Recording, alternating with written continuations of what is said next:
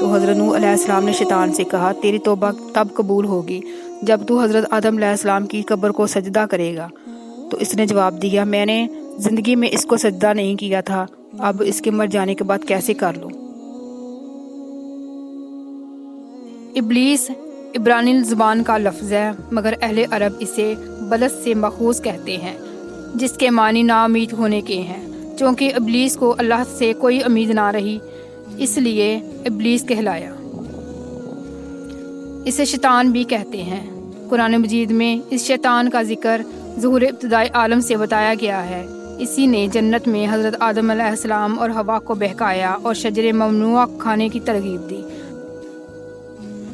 جب اللہ تعالیٰ نے حضرت آدم علیہ السلام میں روح پھونکی تو حکم دیا کہ تمام فرشتے آدم علیہ السلام کو سجدہ کریں۔ سب نے سجدہ کیا مگر ابلیس نے انکار کر دیا، اس پر راندہ درگاہ کر دیا گیا۔ اس نے اللہ سے قیامت کے دن تک کی مہلت طلب کی جو دے دی گئی، اور لوگوں کو بہکانے کی طاقت بھی دے دی گئی۔ حضرت مجاہد رحمۃ اللہ علیہ فرماتے ہیں کہ ابلیس نے اللہ تعالیٰ سے یہ خواہش کی تھی کہ وہ خود تو دیکھے لیکن کوئی دوسرا اس کو نہ دیکھ سکے، اور یہ کہ وہ زمین کے نیچے سے بھی نمودار ہو سکے، اور جب وہ بوڑھا ہو جائے تو دوبارہ جوان ہو جائے۔ اللہ تعالیٰ نے اس کی تینوں خواہشات کو پورا کیا۔ حضرت نعیم بن عمیر فرماتے ہیں کہ جس طرح انسان جنات کو نہیں دیکھ سکتے، اسی طرح جنات شیاطین کو بھی نہیں دیکھ سکتے۔ ابلیس کی توبہ کے متعلق حضرت ابو العالیہ رحمۃ اللہ علیہ فرماتے ہیں کہ جب حضرت نوح علیہ السلام کی کشتی لنگر انداز ہوئی تو آپ علیہ السلام نے ابلیس کو کشتی کے پچھلے حصے میں دیکھا تو فرمایا تو تباہ برباد ہو جائے، تیری وجہ سے زمین والے غرق ہوئے۔ ابلیس نے کہا تو میں کیا کروں؟ آپ علیہ السلام نے فرمایا اللہ تعالیٰ سے توبہ کر لو۔ اس نے کہا تو پھر آپ علیہ السلام اللہ تعالیٰ سے پوچھے کیا میری توبہ قبول ہونے کی گنجائش ہے؟ تو حضرت نوح علیہ السلام نے اللہ تعالیٰ سے دعا کی۔ اللہ تعالیٰ نے آپ علیہ السلام کی طرف وحی فرمائی کہ اس کی توبہ قبول ہونے کی صرف ایک ہی صورت ہے کہ وہ حضرت آدم علیہ السلام کی قبر کو سجدہ کرے۔ تو حضرت نوح علیہ السلام نے شیطان سے کہا تیری توبہ تب قبول ہوگی جب تو حضرت آدم علیہ السلام کی قبر کو سجدہ کرے گا۔ تو اس نے جواب دیا میں نے زندگی میں اس کو سجدہ نہیں کیا تھا، اب اس کے مر جانے کے بعد کیسے کر لوں۔ ابلیس کی ہزاروں برس کی عبادت برباد ہو گئی، اسے بارگاہ الہی سے مردود ذلیل اور رسوا کر کے نکالا گیا، اور پھر توبہ کرنے کی بجائے مقابلہ کرنے اور سرکشی پر اتر آنے کی وجہ سے قیامت تک کے لیے اس کے گلے میں لعنت کا طوق ڈال دیا گیا۔ قرآن مجید میں اللہ تعالیٰ نے فرمایا تو جنت سے نکل جا کیونکہ تو مردود ہے، اور بے شک قیامت تک تجھ پر لعنت ہے۔ حضرت سعید بن جبیر کے مطابق شیطان کی فرشتوں والی شکل بھی بدل ڈالی گئی۔ امام ابن کثیر رحمۃ اللہ علیہ البدایہ و النہایہ میں لکھتے ہیں کہ ابلیس 4 مرتبہ زار و قطار رویا۔ پہلی مرتبہ جب راندہ درگاہ ہوا، دوسری مرتبہ جب جنت سے نکالا گیا، تیسری مرتبہ جب حضرت محمد صلی اللہ علیہ وسلم کی ولادت ہوئی، اور چوتھی مرتبہ جب سورۃ الفاتحہ نازل ہوئی۔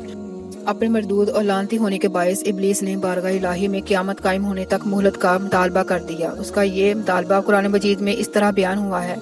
سورہ اعراف اور سورہ حجر میں اللہ تعالیٰ نے فرمایا شیطان نے کہا مجھے اس دن تک مہلت دے دے جس میں لوگ اٹھائے جائیں گے۔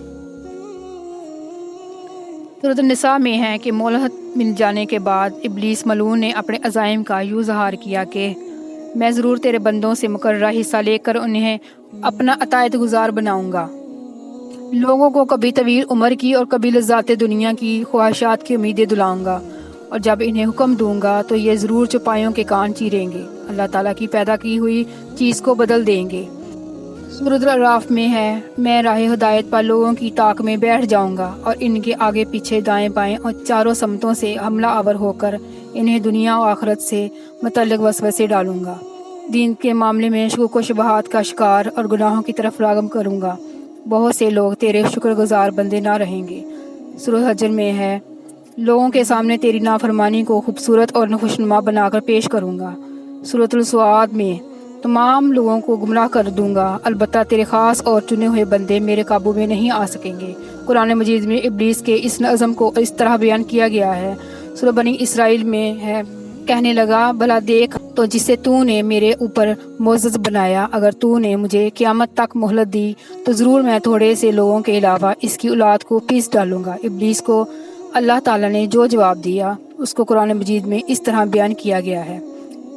سورۃ بنی اسرائیل میں اللہ تعالیٰ نے فرمایا چلا جا تو ان میں جو تیری پیروی کرے گا تو جہنم تم سب کی بھرپور سزا ہے، اور تو اپنی آواز کے ذریعے جسے بہکا سکتا ہے بہکا لے، اور اپنے سواروں اور پیادوں کے ذریعے چڑھائی کر دے، اور مالوں اور اولاد میں تو ان کا شریک ہو جا اور ان سے وعدے کرتا رہے، اور شیطان دھوکے کے ہی وعدے کرتا ہے۔ بے شک جو میرے بندے ہیں ان پر تیرا کچھ قابو نہیں، اور تیرا رب کافی کارساز ہے۔ نبی پاک صلی اللہ علیہ وسلم نے فرمایا کہ ابلیس نے کہا، اے رب مجھے تیری عزت کی قسم، میں بنی آدم علیہ السلام کو ان کے آخری دم تک بہکاتا رہوں گا۔ اللہ تعالیٰ نے فرمایا، مجھے بھی میرے جلال اور عزت کی قسم، جب تک وہ مجھ سے بخشش مانگتے رہیں گے میں بھی انہیں بخشتا رہوں گا۔ اللہ تعالیٰ نے ابلیس کا مطالبہ منظور کرتے ہوئے اسے مہلت دی۔ سورہ حجر میں اللہ تعالیٰ نے فرمایا، بے شک تو ان میں سے ہے جن کو معین وقت کے دن تک مہلت دی گئی ہے۔